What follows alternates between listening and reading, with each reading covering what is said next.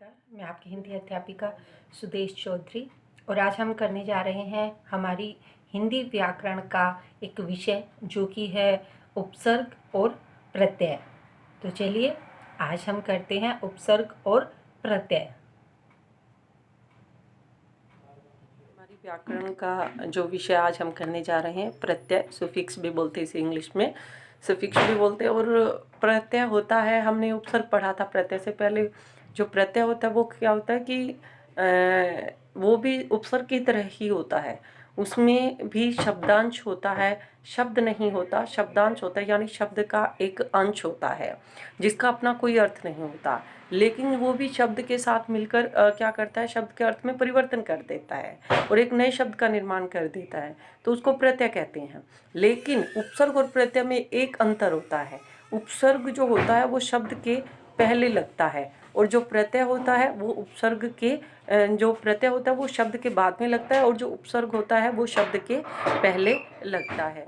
अब ये तो आप समझ गए होंगे कि जो शब्द के अंत में लगते हैं और नए शब्द का निर्माण करते हैं या शब्द में के जो भाव है उसमें परिवर्तन करते हैं उसको प्रत्यय कहते हैं, और शब्द के जो आरंभ में लगते हैं वो उपसर्ग होते हैं। अब आपके सामने देखिए उदाहरण दिए हुए हैं। दुकान है जिसका एक अर्थ है, दुकान का मतलब आप समझते हो जहाँ से हम सामान लेते हैं, लेकिन उसमें हमने प्रत्यय लगा दिया, कौन सा, दार, और वो क्या बन गया, दुकानदार। ठीक है, दुकान से क्या बन गया, दुकानदार। दूध आपके सामने है, जो दूध हम पीते हैं, और लेकिन हमने उसके आगे एक प्रत्यय लगा दिया, वाला, तो आगे नहीं पीछे, दूध वाला, क्या बन गया, दूध वाला। खेल, खेल एक हम जो खेलते हैं लेकिन हमने उसके आगे प्रत्यय लगा दिया, आड़ी, क्या बन गया, खिलाड़ी।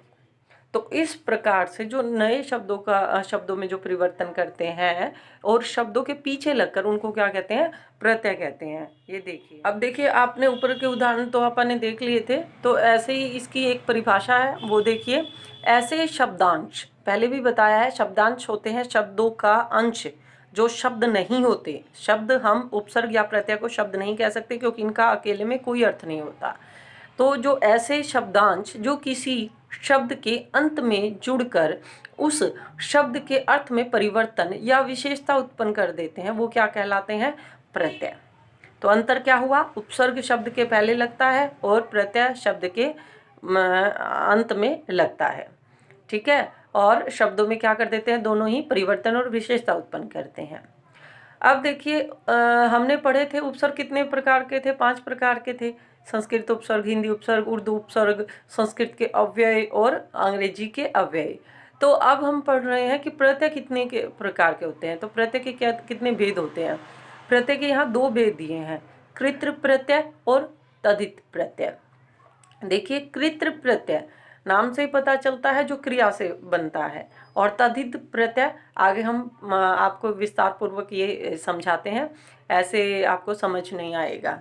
तो देखिए, अब कृत्र प्रत्यय ऐसे शब्दांश, बार बार शब्दांश का इस्तेमाल हो रहा है, यानी प्रत्यय के लिए कहा जा रहा है, ऐसे शब्दांश जो क्रिया धातु के साथ लगकर संज्ञा और विशेषण शब्दों का निर्माण करते हैं उन्हें कृत प्रत्यय कहते हैं। कृत प्रत्ययों के योग से बनने वाले शब्दों को कृदंत कहते हैं। कृत प्रत्ययों में संज्ञा तथा विशेषण शब्दों की रचना होती है, यानी क्रिया की जो मूल धातु होती है उससे क्या बनते हैं, संज्ञा और जो विशेषण है उनके नए शब्दों का निर्माण होता है। और कहने का भाव ये है कि जो कृत प्रत्यय है यानी इसमें मूल धातु होती है क्रिया की। अब आपको ये नहीं पता धातु क्या होती है। देखिए, किसी भी क्रिया का जो मुख्य अंश होता है ना, मूल रूप धातु कहलाता है। क्रिया का मुख्य अंश, यानी आप एक क्रिया कर रहे हो, उसकी मुख्य क्रिया क्या है। एक उदाहरण से देखिए, जैसे जाएगा, जाता है, जा चुके हैं, जाना चाहिए, जाइएगा, आप चले जाइएगा। अब देखिए आपने कितने शब्द बोले, जाएगा, जाता है, जाना चाहिए, जाइएगा। अब इन शब्दों में जो जाने की जो क्रिया है उसमें अलग अलग शब्द हमने इस्तेमाल किए, लेकिन एक जो क्रिया है जाने की, वो मुख्य क्रिया है, वो है जा। क्या है, जा। जो जा शब्द है वो एक मुख्य क्रिया है, यानी वो एक धातु रूप है, और उस धातु रूप से हमने कितने सारे शब्द बना दिए। जाएगा, जाता है, जा चुके, जाना चाहिए, जाइएगा। कहने का एक उदाहरण से देखिए, धातु को समझिए कि धातु क्या होते हैं, कि जैसे कुर्सी और मेज का जो मूल रूप होता है वो लकड़ी होती है, और लकड़ी का जो मूल रूप होता है वो होता है पेड़। यानी कि हमने कुर्सी और मेज देखी, हमें पता लगाना कि इसका मूल रूप क्या है। देखिए हमें ये तो पता है कुर्सी और मेज है, और वो किससे बनी है, अगर प्लास्टिक की है तो वो प्लास्टिक से बनी है, और अगर वो लकड़ी की है तो वो लकड़ी से बनी है। अब हमें ये तो पता है कि लकड़ी के मेज कुर्सी है, लेकिन उसका मूल रूप क्या है, उसका मूल रूप है पेड़। वो लकड़ी हमें कहाँ से मिली, पेड़ से। उसी प्रकार जैसे जा धातु है, एक धातु है, उससे हमने कितनी तरह की चीज़ें बनाई, जाइएगा, जाता है, जा चुके, जाना चाहिए, और जाइएगा, जाओ। तो ये एक क्या है, धातु का रूप है, यानी जहाँ से क्रिया का जो शब्द है उसका निर्माण होता है, और उससे अनेक प्रकार की क्रियाएं हम बना देते हैं, उसको क्या कहते हैं, धातु का रूप, धातु का मूल रूप कहते हैं। उसको क्या कहते हैं, धातु, यानी धातु कहते हैं। जो मूल रूप होता है क्रिया का, वही क्या होता है, धातु होता है। अब इस प्रकार देखिए, लिख, पढ़, कर, देख, सो, बन, ले, ये सब क्या है, ये मुख्य क्रियाएं हैं, और इनको क्या कहते हैं, धातु कहते हैं। अब कुछ क्रियाएं हैं जो मतलब धातु के अलावा जो कुछ बचता है उसे क्या कह देते हैं, सहायक क्रियाएं कह देते हैं। मतलब जब धातु के साथ हम कुछ और अन्य क्रियाएं जोड़ देते हैं, उनको हम सहायक क्रियाएं कहते हैं। जैसे सोच चुके हैं, अब सोच चुके हैं हमारी पूरी क्रिया है, लेकिन इसमें धातु कौन सा है, सो। और एक नियम भी है कि जैसे हम जो धातु होती है, जो क्रिया होती है, उसके साथ ना अगर हम लगा देते हैं तो हमें पता लग जाता है कि ये धातु क्रिया है। और जो भी जैसे कि आपके सामने आया अब जो मिल प्लस आवट, अब इसने कहा है, अब आपको पहले तो हमें ये जान लेना चाहिए कि धातु क्या है। तो आपको धातु पता लग गई क्या है, जो मुख्य क्रिया है, जो मूल रूप है क्रिया का, उसको धातु कहते हैं, है ना। कि क्रिया हमने बहुत सारी क्रिया की, जाइएगा, तो वहाँ में मूल क्रिया क्या है, जा है। उससे शब्द तो बहुत सारे बन गए, क्रिया तो बहुत तरह की बन गई, लेकिन मूल रूप क्या है, उसमें जा है। तो ऐसे ही क्या है कि कृत प्रत्यय बनते हैं, कृत प्रत्ययों के योग से बनने वाले शब्दों को हम कृदंत कह देते हैं। अब देखिए, कृत प्रत्ययों से संज्ञा तथा विशेषण शब्दों की रचना होती है।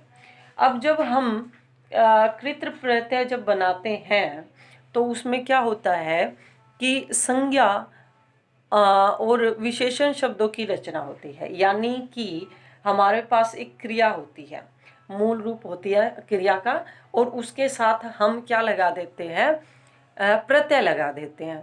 तो उस प्रत्यय से नए शब्द का निर्माण होता है।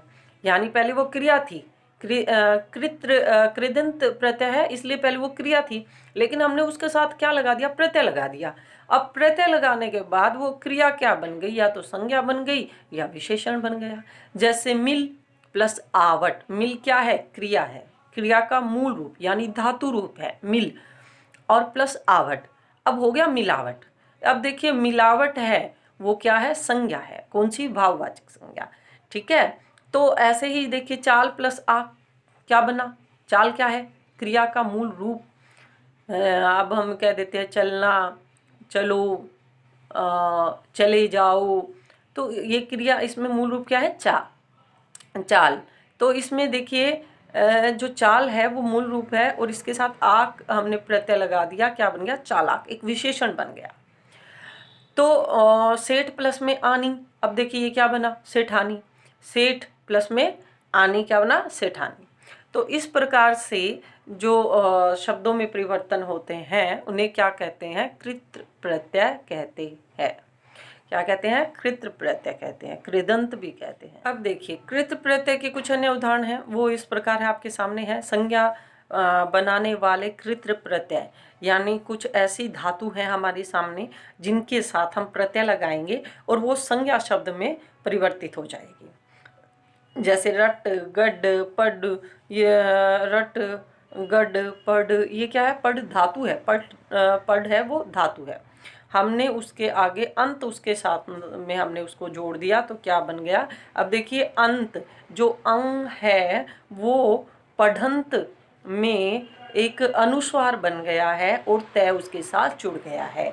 ये संधि का ही एक तरीका होता है। तो ये क्या बन गया? पढ़ंत। अब रट है, रट में अनुस्वार में अंग है वो अनुस्वार बन गया और तय उसके साथ लग गया, क्या बन गया? रटंत।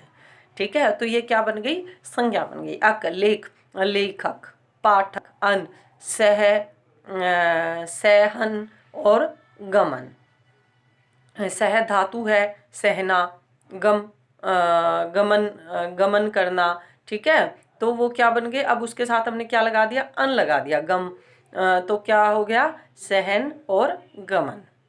तो इस प्रकार से जो संज्ञा शब्द हमारे पास है, संज्ञा बनाने के लिए कृत प्रत्यय जो है वो धातु यानी क्रिया का जो मुख्य रूप है उसके साथ हम प्रत्यय लगा देंगे तो वो संज्ञा शब्द बन जाएगा। ठीक है, अब ये देखिए विशेषण बनाने वाले कृत्र प्रत्यय। कृत्र प्रत्यय जो धातु हमारे पास है उसके साथ अगर हम प्रत्यय लगा रहे हैं तो उससे हमारी जो धातु है, जो भी क्रिया धातु है वो क्या हो जाएगी? वो विशेषण शब्दों का निर्माण कर देगी। जैसे कि रस प्लस में ईला, रसीला, चमक प्लस में ईला, चमकीला। ये धातु रूप है। मैंने शुरुआत में ही बताया भी बहुत सारे शब्द होते हैं, उन शब्दों में जो मूल शब्द होते हैं जहाँ से वो शब्द बनते हैं। ठीक है, चमक, चमकना, चमकीला, कितने सारे शब्द बनते हैं। तो ये मूल रूप है जो धातु है, जहाँ से बहुत सारे शब्द बनते हैं।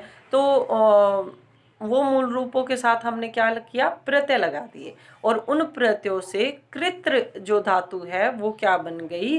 विशेषण शब्दों का निर्माण कर दिया। ठीक है, आऊ, चल, चलाऊ और टिक, टिकाऊ, ये सब क्या है? विशेषण शब्द है। इस प्रकार से हमारे कृत प्रत्यय से क्या बन जाते हैं? विशेषण शब्द बन जाते हैं।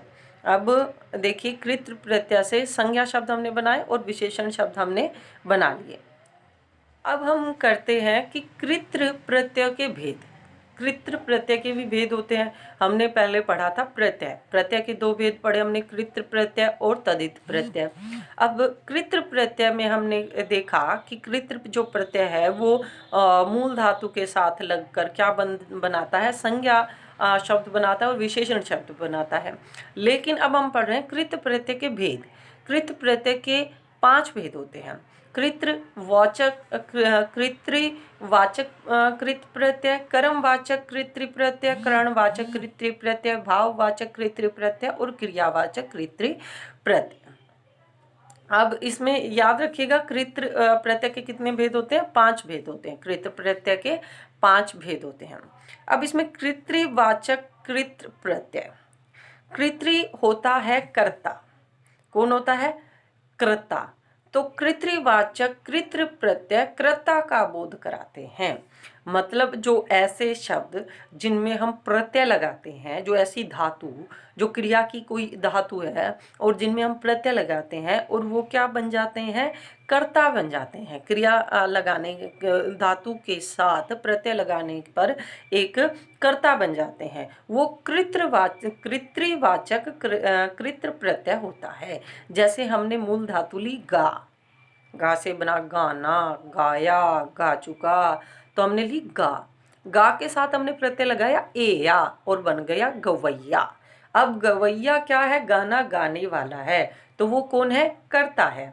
जैसे आऊ, हमने खा धातु ली, आऊ लगा दिया, खाऊ। अरे वो तो बहुत खाऊ है। अब वो खाऊ है जो सारा कुछ खा जाता है, वो कौन है? वो कर्ता है, खाने वाला है।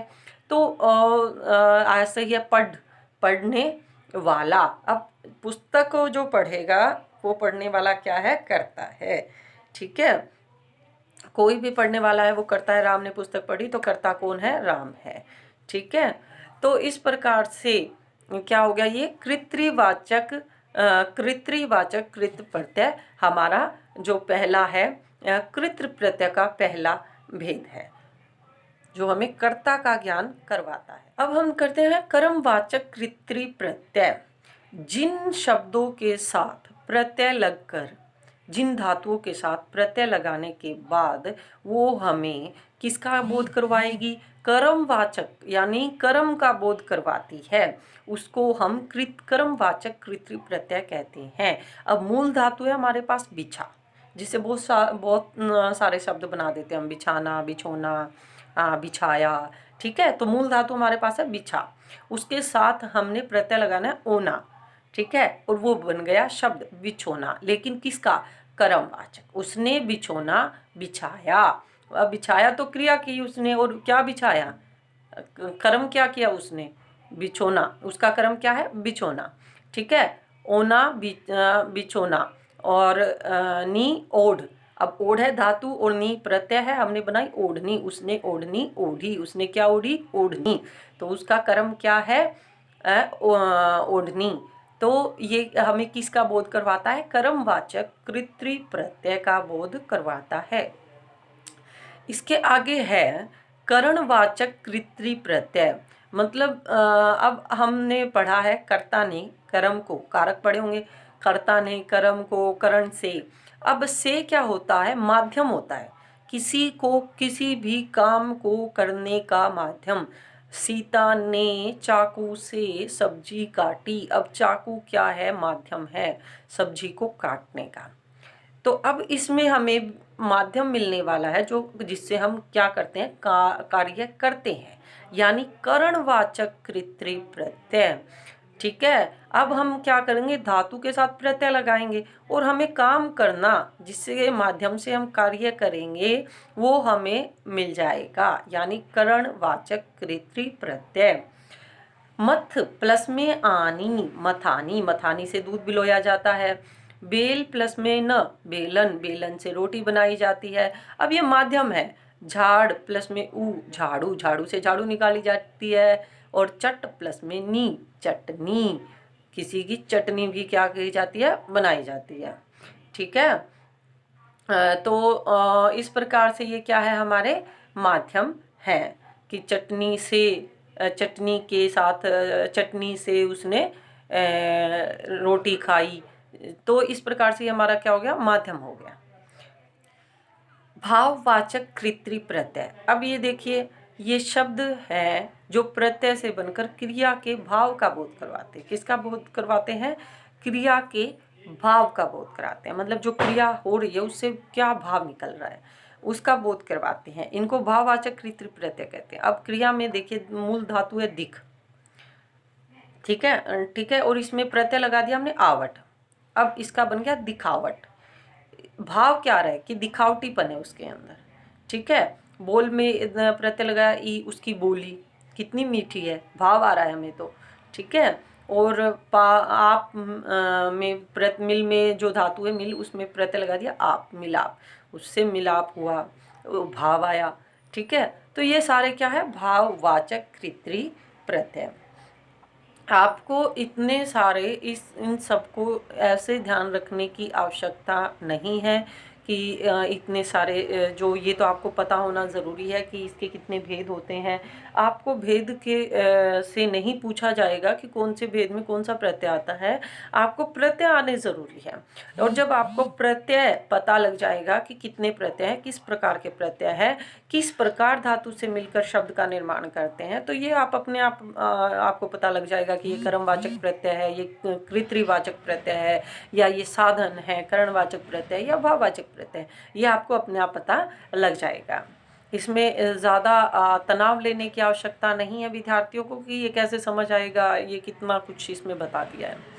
क्रियावाचक कृत्रि प्रत्यय, ये शब्द जो प्रत्यय से बनकर संज्ञा, अव्यय अथवा विशेष प्रकार की क्रिया शब्द बनाते हैं, उनको क्या कहते हैं, क्रियावाचक कृत्रि प्रत्यय। अब कहा है कि वे शब्द जो प्रत्यय से बनकर संज्ञा, अव्यय अथवा विशेष प्रकार के क्रिया शब्दों का निर्माण करते हैं। जैसे मूल धातु में है भूख, आ हमने प्रत्यय लगा दिया, भूखा, सूखा, पी, पिया, जिया, चल, चलता, जलता। अब इसमें देखिए अव्यय है, चलता चलता, जलता जलता, है ना। तो इसमें है, तो ये क्या है कि विशेष प्रकार के शब्द बना रहे, पिया, जिया और संज्ञा भूखा, सूखा। तो ये क्या है, क्रियावाचक कृत्रि प्रत्यय। ये हमारे हैं क्रियावाचक कृत्रि प्रत्यय। अब देखिए, अब हम करते हैं तद्धित प्रत्यय। हमने कर लिया प्रत्यय किसे कहते हैं, उसके दो भेद होते हैं, कृत प्रत्यय, तद्धित प्रत्यय। और कृत प्रत्यय के हमने 5 भेद किए हैं अभी अभी आपके सामने। अब हम कर रहे हैं तद्धित प्रत्यय। तद्धित प्रत्यय किसे कहते हैं, तद्धित प्रत्यय के भेद। पहले तो हम जान लेते हैं तद्धित प्रत्यय होता क्या है।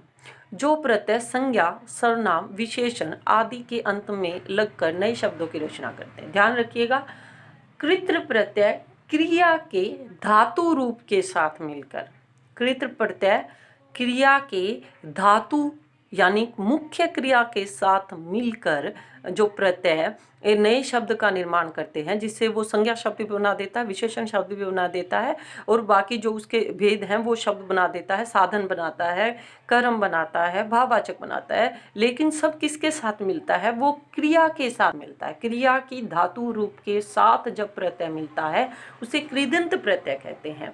लेकिन तद्धित प्रत्यय कहता है कि मैं संज्ञा, सर्वनाम, विशेषण के साथ ही लगकर नए शब्दों का निर्माण करता हूँ। अब यहाँ धातु का कोई रूप, यहाँ धातु का कोई काम नहीं है।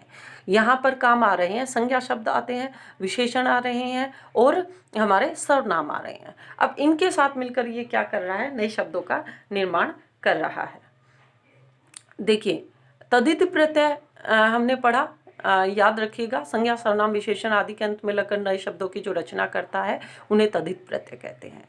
लेकिन क्रिया की मुख्य धातु के साथ लगकर जो नए शब्दों, संज्ञा, सर्वनाम, संज्ञा, विशेषण शब्दों का निर्माण करता है, या साधन का बताता है, भाववाचक का बताता है, जो भी है, तो जो बताता है उसमें क्या है, वो कृत प्रत्यय है। अब हम तद्धित प्रत्यय कर रहे हैं। तद्धित प्रत्यय के भेद देखिए, तद्धित प्रत्यय के 8 भेद माने जाते हैं।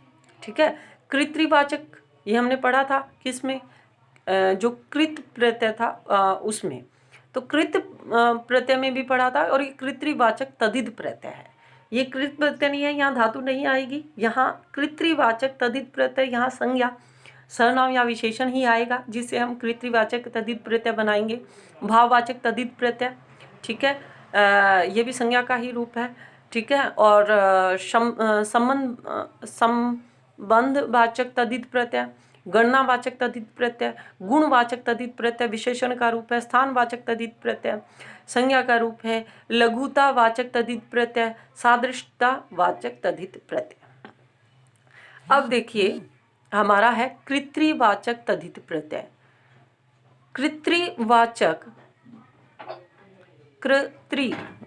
कृत्रिवाचक जो तद्धित प्रत्यय है वो कर्ता का ज्ञान करवाता है।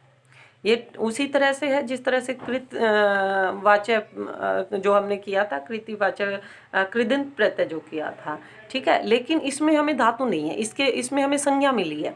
बाजी, कारी, चित्र, कला, पहाड़, शहर, बच्चा, लड़का। संज्ञा तो जानते होंगे, संज्ञा शब्द जो किसी नाम, स्थान, वस्तु आदि का जो भाव आदि का जो बोध करवाती है वो संज्ञा कहते हैं।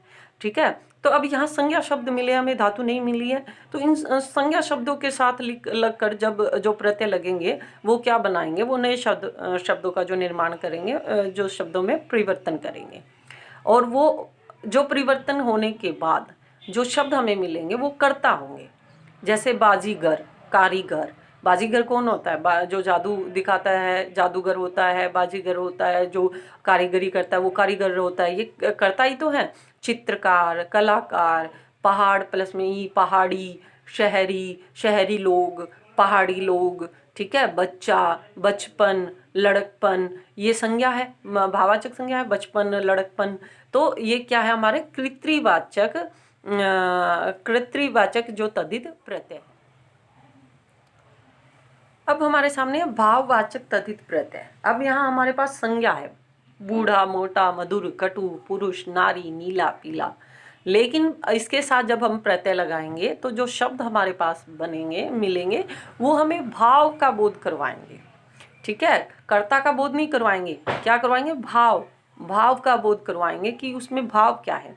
जैसे बूढ़ा प्लस में आपा, बुढ़ापा, बुढ़ापा से भाव मिल रहा है कि जो बूढ़ा है उसका बुढ़ापा बहुत मुश्किल है, ठीक है। मोटा, मोटापा, मधुर, मधुरता, कटु, कटुता, ये सारे शब्द है वो हमें भाव, पुरुषत्व, नारीत्व, नीलापन, पीलापन, वो भाव का बोध करवा रहे हैं। समुंदर का नीलापन, आसमान का पीलापन, पुरुषत्व, लोह पुरुष का पुरुषत्व, नारीत्व, तो ये क्या है, सब भाव का बोध करवा रहे हैं। इसलिए ये भाव वाचक तद्धित प्रत्यय है। अब कर रहे हैं संबंध वाचक तद्धित प्रत्यय। संबंध वाचक तद्धित प्रत्यय संबंध का ज्ञान करवाते हैं, यानी हमारा किसी से क्या संबंध है वो ज्ञान हमें संबंध वाचक तद्धित प्रत्यय करवाएंगे। अब हमारे पास संज्ञा है चाचा, मम यानी मामा, नानी, दादी, ससुर, तो इन सब के साथ हम प्रत्यय लगाएंगे। मम, चचेरा, चाचा प्लस मेरा चचेरा, मम प्लस मेरा ममेरा, नानी प्लस में हाल, ननी हाल, दादी प्लस में हाल, ददी हाल। तो ये सब क्या है, ये इनसे हमारा संबंध होता है। ससुराल से बहू का संबंध होता है, ननिहाल भी हम जाते हैं, ददियाल भी हम जाते हैं। जो चचेरा है वो हमारा भाई है, ये हमारा ममेरा भाई है। उससे हम क्या, ये इनसे हमें क्या मिलता है, संज्ञा वाचक यानी संबंधों का ज्ञान करवाता है। वो प्रत्यय संबंध वाचक तद्धित प्रत्यय कहलाता है। अब हमारे सामने है गणना वाचक तद्धित प्रत्यय, ठीक है। अब गणना क्या है, गणना होती है गिनना, जैसे इंग्लिश में कहते हैं ना काउंटिंग करना, तो वो जब हम काउंट करते हैं वो गणना होती है। तो गणना वाचक तद्धित प्रत्यय संख्या का बोध करवाता है। जब भी कोई संख्या वाचक प्रत्यय हमारे सामने आता है तो वो हमारे लिए गणना वाचक तद्धित प्रत्यय होता है। जैसे 5, 7, अब हमने प्रत्यय लगा दिया वहाँ, 5वां और 7वां, तीसरा, हरा प्लस में एक हरा, तो ये हमें क्या मिल गया, जो संज्ञा थी वो हमें अब क्या मिल गई है, शब्द मिल गए हैं उसी संज्ञा से प्रत्यय जोड़कर। अब आगे है गुणवाचक तद्धित प्रत्यय। देखिए विशेषण पढ़े होंगे आपने, गुणवाचक। अब यहाँ पर जो मूल शब्द है वो विशेषण है, ठीक है, जिससे मतलब जो शब्द बनेंगे वो विशेषण शब्द बनेंगे। हमें यहाँ मूल शब्द मिले हुए हैं, गुण, अब संज्ञा नहीं है यहाँ पर। गुणवाचक तद्धित प्रत्यय गुण का ज्ञान करवाते हैं, ये हमारी गुणवाचक संज्ञा लगा लीजिए, ठीक है। चमक प्लस में ईला, चमकीला। रमण प्लस में ईय, रमणीय। ठंड प्लस में आ, ठंडा। भार प्लस में ई, भारी। चमकीला, मोती। रमणीय, पर्वतीय स्थान। ठंडा पानी। भारी, भरकम सामान। तो ये सब क्या है, विशेषण है, और क्या है, गुणवाचक तद्धित प्रत्यय से बने हुए विशेषण है। अब हम करते हैं स्थानवाचक तद्धित प्रत्यय। स्थानवाचक तद्धित प्रत्यय जो स्थान का ज्ञान करवाता है, ठीक है। हमें संज्ञा के माध्यम से भी स्थान का ज्ञान होता है। जो हम संज्ञा की जो हमने परिभाषा पढ़ी थी उसमें जो नाम, स्थान, जाति जो है, भाव आदि का बोध करवाते उसको क्या कहते हैं, संज्ञा कहते हैं। तो ये देखिए, ये है स्थानवाचक, ये स्थान का हमें बोध करवाता है। कैसे, मूल शब्द हमारे पास है गुजरात। गुजरात हमें स्थान पता है, गुजरात गुजरात है, लेकिन हमने इसमें प्रत्यय लगा दिया ई, गुजराती। हमने कहा कि ये गुजराती है, तो हमें पता है कि ये कहाँ से आया, हमें उसके स्थान का बोध हो रहा है उससे, कि हमें पता है ये गुजरात से आया है। नागपुर, नागपुर एक स्थान है, हमने उसमें प्रत्यय लगा दिया ईया, बन गया नागपुरिया। हम कहते हैं ना ये नागपुरिया संतरा है। अब संतरे की विशेषता क्या है, वो नागपुरिया है, ठीक है। तो ये क्या हो गया, विशेषण बन गया, और कौन सा, स्थानवाचक। नागपुरिया संतरा है, मतलब कहाँ से आया, ये नागपुर से आया है। वाला, दिल्ली वाला, ठीक है। इस प्रकार से हमें क्या, स्थानवाचक तद्धित प्रत्यय होते हैं जो स्थान का बोध करवाते हैं। अब हम करते हैं लघुतावाचक तद्धित प्रत्यय। लघुतावाचक तद्धित प्रत्यय छोटी वस्तु का ज्ञान करा। लघु, लघु मतलब छोटा होता है। हम लघु परीक्षा देते हैं, टेस्ट को क्या बोलते हैं, लघु परीक्षा बोलते हैं। तो लघु मतलब छोटा, तो लघुतावाचक तद्धित प्रत्यय यानी जो छोटे शब्द का ज्ञान हमें करवाता है वो क्या होता है, लघुतावाचक तद्धित प्रत्यय। अब यहाँ मूल शब्द है बिंदा। बिंदा तो अब बहुत बड़े शब्द का ज्ञान करवाता है हमें, पता नहीं कितना बड़ा बिंदा, ठीक है। लेकिन हमने इसमें लगा दिया ईया प्रत्यय, क्या बन गया, बिंदिया। बिंदिया तो बहुत छोटी सी होती है माथे पर, छोटी सी जो होती है उसको हम बोलते हैं बिंदिया, ठीक है। पंख प्लस में अड़ी, पंखुड़ी। और झंडा प्लस में ई, झंडी। झंडा नहीं, झंडा तो बहुत बड़ा हो गया, झंडी। जो लघुता का हमें ज्ञान करवा रहा है वो तदित प्रत्यय है, ठीक है। छाता प्लस में री, छतरी। छाता बड़ा और छतरी छोटी। इसमें हमें क्या हो रहा है, लघुता का ज्ञान हो रहा है, इसीलिए ये क्या है, लघुतावाचक तद्धित। अब है सादृश्यतावाचक तद्धित प्रत्यय। अब देखिए मूल शब्द है पीला, इसमें जो मूल शब्द है पीला, इसमें क्या है, इससे हमें सा प्रत्यय लगाना है और बन गया पीला सा। सादृश्यता मतलब जो समानता का ज्ञान करवाता हो। जैसे हम क्या देते हैं कि कोई भी चीज़ लगा लीजिए कि पीला सा लग रहा है, जो हमारा कह दें भाई इसका कलर ना बहुत पीला पीला सा लग रहा है, वैसे वो पीला नहीं है, हो सकता है वो ऑरेंज हो सकता है वो बिल्कुल लाइट सा येलो हो, लेकिन हम उसको क्या कह रहे हैं, पीला सा, यानी समानता दिखा रहे हैं किससे, पीले रंग से। तो जो समानता दिखाता है उसे सादृश्यता तद्धित प्रत्यय हमने पढ़े थे। अब हम पढ़ रहे हैं, देखिए आपके सामने है, उपसर्ग तथा प्रत्यय से निर्मित कुछ शब्द इस प्रकार हैं। अब हम जो शब्द पढ़ रहे हैं उसमें उस उपसर्ग भी है और प्रत्यय भी है। उपसर्ग आपको पता है जो शब्द के आगे लगता है, और प्रत्यय आपको पता है जो शब्द के पीछे लगता है, लेकिन एक ही शब्द में दोनों लग रहे हैं यहाँ पर। अस्वच्छता, अब इसमें अ क्या है, उपसर्ग है, मूल जो शब्द है वो क्या निकल रहा है, स्वच्छ निकल रहा है, लेकिन जो ता है वो इसमें प्रत्यय है। एक शब्द बना है, वो किससे मिलकर बना है, उपसर्ग से प्रत्यय से। मूल शब्द भी हमारे पास है स्वच्छ। अपमानित, अप हमारा उपसर्ग है, मान हमारा मूल शब्द है, और इत यानी कि वो हमारा प्रत्यय है। स्वदेशी, स्व जो है वो हमारा उपसर्ग है, और देश हमारा क्या है, मूल शब्द है, और इसमें बड़ी जो है, जो ई है वो क्या है, हमारा प्रत्यय।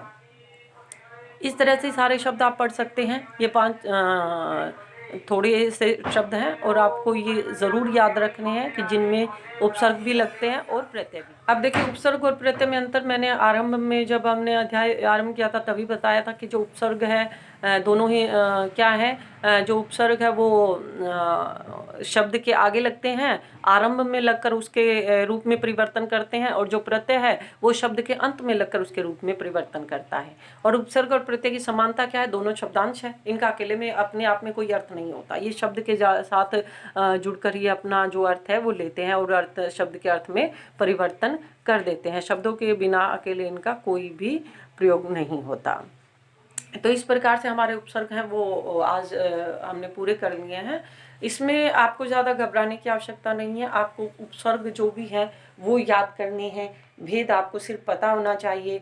जब आपको भेद पता होगा कि जो कृत प्रत्यय है उसके 5 भेद है कौन कौन से हैं, और तद्धित प्रत्यय उसके 5 जो भी 8 भेद हैं वो कौन कौन से हैं, तो इस प्रकार से आपको जब ये भेद पता होंगे उसके बाद आपने अगर प्रत्यय याद कर लिए कि एरा नी जो भी है, जितने भी प्रत्यय है, इत ई ओना आना दार, तो वो प्रत्यय अगर आपने याद कर लिए तो आपको भेद के अनुसार प्रत्यय का अपने आप ज्ञान हो जाएगा कि ये कौन से भेद का प्रत्यय है। क्योंकि प्रत्यय में मूल शब्द होना आवश्यक है, उपसर्ग और प्रत्यय दोनों में मूल शब्द होना आवश्यक है। जब आपने मूल शब्द का आपको पता है कि इसके अंदर ये मूल शब्द है, तो आपको पता लग जाएगा कि ये धातु है, या फिर आपको पता लग जाएगा कि ये संज्ञा या जो भी है संज्ञा सर्वनाम या विशेषण का शब्द है और उसके साथ लगकर प्रत्यय बना है तो तद्धित प्रत्यय है। अगर ये मूल धातु के साथ लगकर प्रत्यय बना है या संज्ञा सर्वनाम का